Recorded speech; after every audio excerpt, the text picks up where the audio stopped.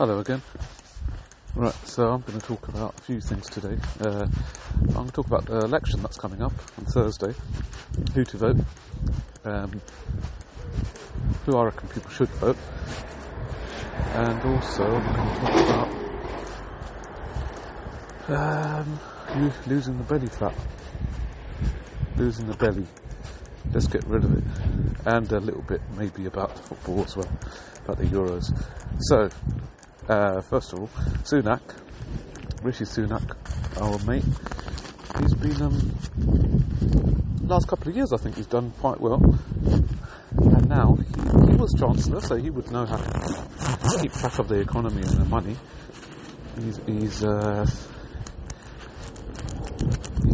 got the inflation coming down, salaries have gone up, but then mortgage has gone up and cost of living has gone up, but energy prices are coming down as well. So slowly things are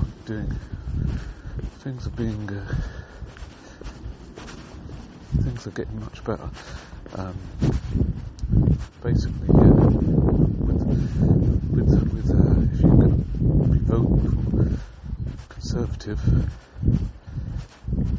you're voting for people. You're voting for a party which knows what they've been doing. I know they've been out of order.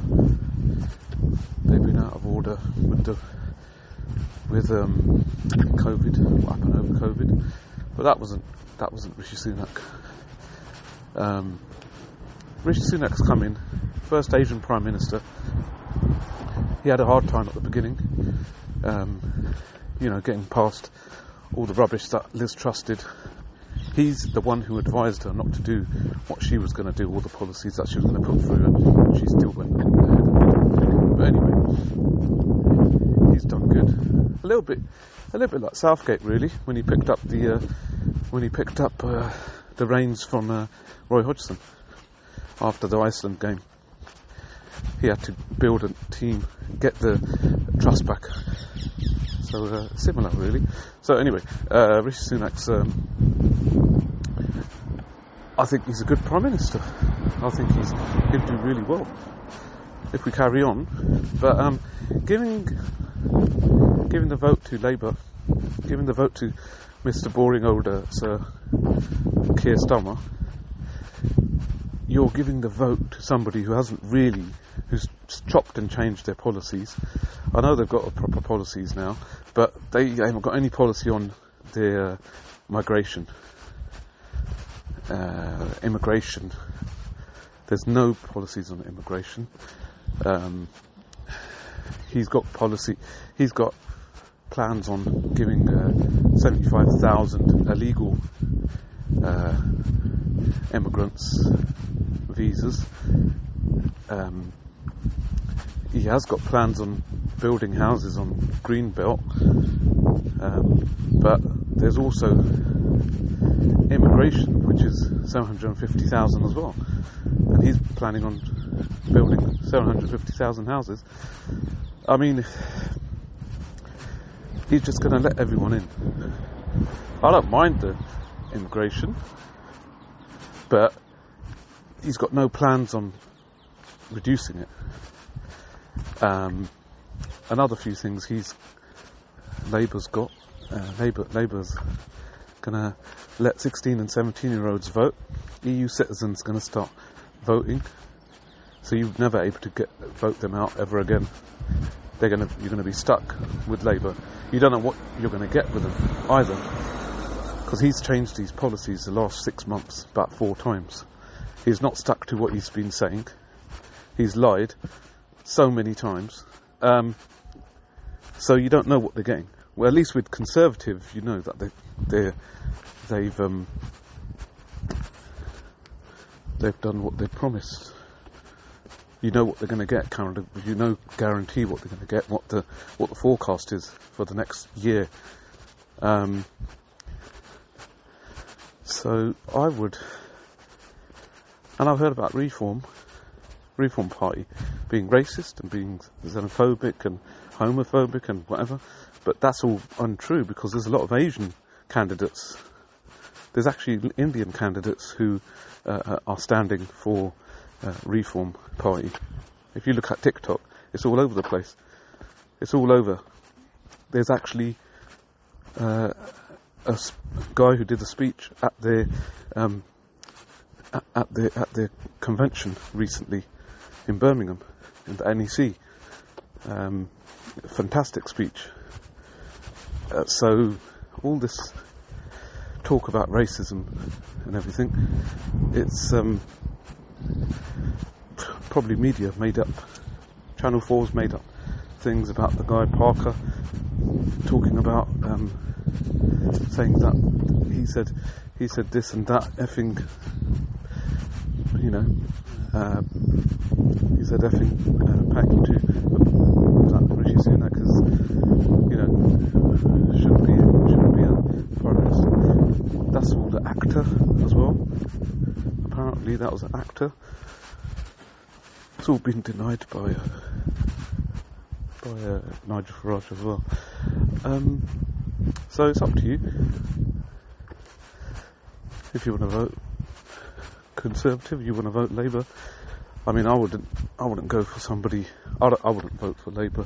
I don't like the guy. I don't like Keir Starmer. I think he's very dull. He'll make a really terrible Prime Minister, and he'll probably mess up he'll mess up the economy, definitely, and give the benefits to everyone. He won't there won't be any kind of restrictions. It will just be free for all. But that's my opinion anyway. The other thing is, I was going to say, I'm trying to lose my belly fat. My belly. So let's give belly the welly. Eh? The only way I'm doing it is, at the moment, I have done a few. I've been walking to the station and walking back, making sure I'm giving it a bit of more pace. When I'm walking, I don't walk slowly. So that's something that I'm doing. I've cut the sugar. I don't put sugar in my tea or coffee. I look at what sugar intake I'm having, because that's the biggest addition to fat on your body. I've done exercise. To tell you the truth, I did exercise with dumbbells. I was doing some lunges, and that's really did make my legs really kill the next day, the muscles. But I haven't done that now for a week, but I've started walking a lot more. And you just need to watch the sugar intake, and I can see that my belly is going down. I mean, it's good for me at my age, just over 50. It's very, very difficult to keep the body, keep the belly down. It's really difficult to not put weight on. To take the weight off is very, very difficult. So keep off the booze, keep off, and do as much walking as you can daily. Watch what you eat. Everything in moderation. There's only one of you. You should look after yourself.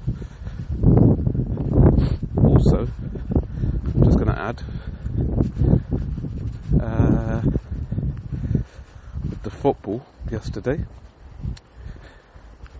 it was France, Belgium. Didn't think there were anything special. I didn't think France were fantastic either. Belgium were terrible. France won 1-0.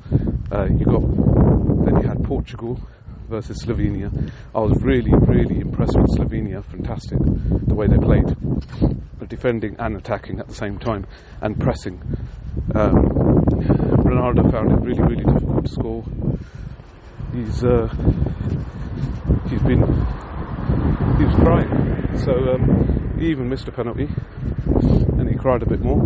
And Then he did score a penalty after extra time. So they look good, Portugal.